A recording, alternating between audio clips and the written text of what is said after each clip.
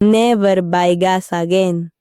First, take a piece of cinder block like this one. Place the can on the block and use a pencil to trace the entire circumference. Now, with a chisel, a rod, or any sturdy tool, make a hole right in the part you marked. Once the hole is ready, insert the can and mark the exact height where you will cut it. Then remove it and carefully cut it with scissors. After cutting it, fold the entire edge inward. Now, cut another piece of tin the same size and make several holes in it with a nail, like a small gas burner.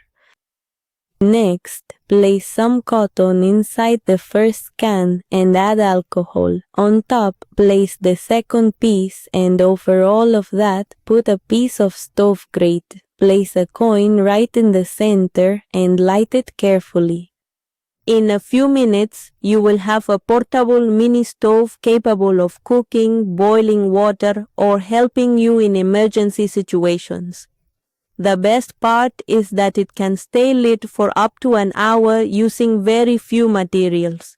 And when it goes out, simply add more cotton and a little more alcohol. That way you will have another hour of operation.